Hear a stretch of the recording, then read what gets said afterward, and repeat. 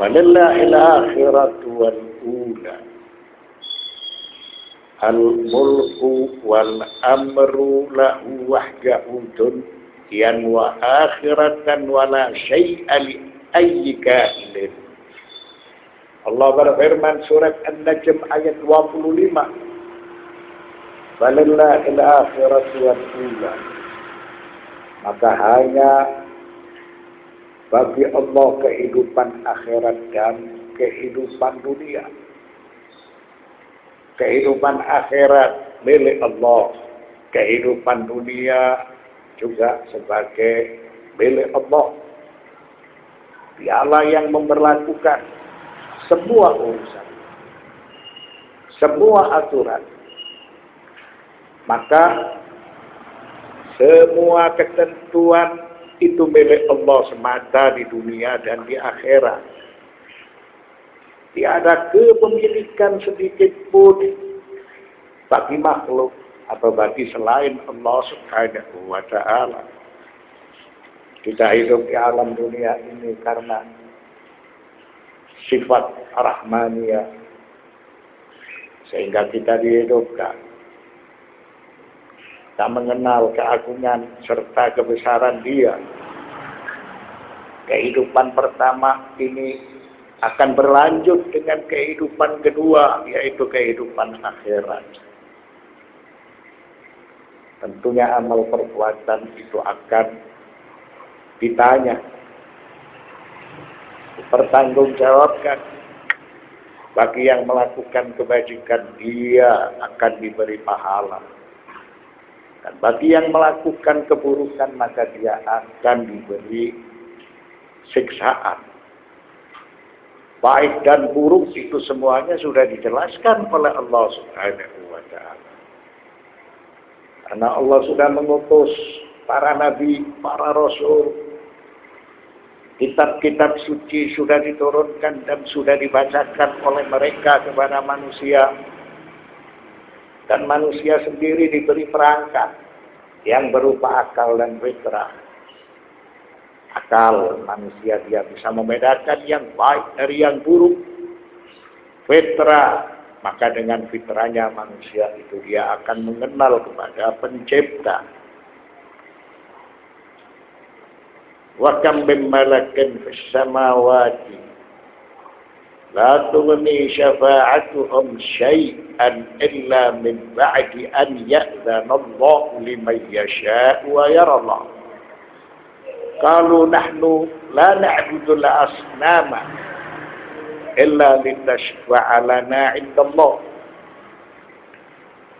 Allah berfirman surat An-Najm ayat 26. Wa kam min malakin fis samawati la tughni syafa'atuhum syai'an illa min ba'di an ya'dzana Allahu liman yasha'u wa yarda. Dan berapa banyaknya malaikat di langit, syafaat mereka sedikit pun tidak berguna kecuali sesudah Allah mengizinkan bagi orang yang dikehendaki serta diridhoinya. Mereka bisa memberikan syafaat dengan seizin Allah Subhanahu wa ta'ala. Siapa yang berhak untuk memperoleh syafaat? Mereka mengucapkan, maksudnya para malaikat itu memberikan suatu penjelasan, kami hanya bisa memberikan syafaat apabila dikehendaki serta diridhoi oleh Allah Subhanahu wa ta'ala. Ini keterangan dari para malaikat yang selalu mengabdi, yang selalu beribadah. Mereka tidak pernah melakukan perbuatan salah dan dosa. Namun dari sisi yang lain, para penyembah berhala itu, mereka beragama. Bahkan mereka mengucapkan, kami tidak menyembah para berhala kecuali hendak memberi syafaat di sisi Allah Subhanahu wa ta'ala. makhluk mulia seperti para malaikat itu tidak berani menjanjikan syafaat kecuali dikehendaki, kecuali diridhoi oleh Allah Subhanahu wa taala. Kemudian para penyembah berhala yang dalam keadaan sesat, mereka meyakini bahwa mereka itu menyembah kepada para berhala karena para berhala itu bisa memberikan syafaat di sisi Allah Subhanahu wa taala. Padahal Allah tidak mengetahui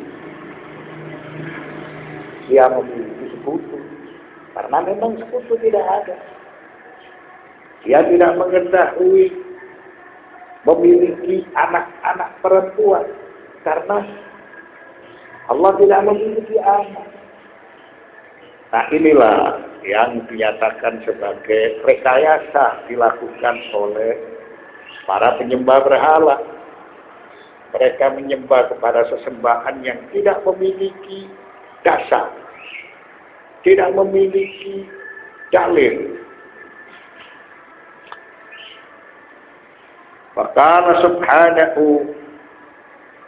Faqala lahum subhanahu inna malaikatas samai ala azamatihim wa karamatihim la yashfa'una 'indahu illa bi'idnihi wa kaifa tashfa'u lakum ahjarun samma'. Allah Subhanahu wa ta'ala membantah ucapan para penyembah berhala yang meyakini bahwa kelak berhala-berhala itu bisa memberikan syafaat di sisi Allah. Lalu Allah membantah ucapan mereka.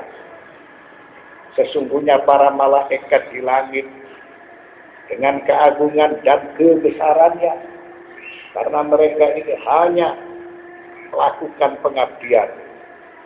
La ya'suna ma amarahum wa hum yaf'alun.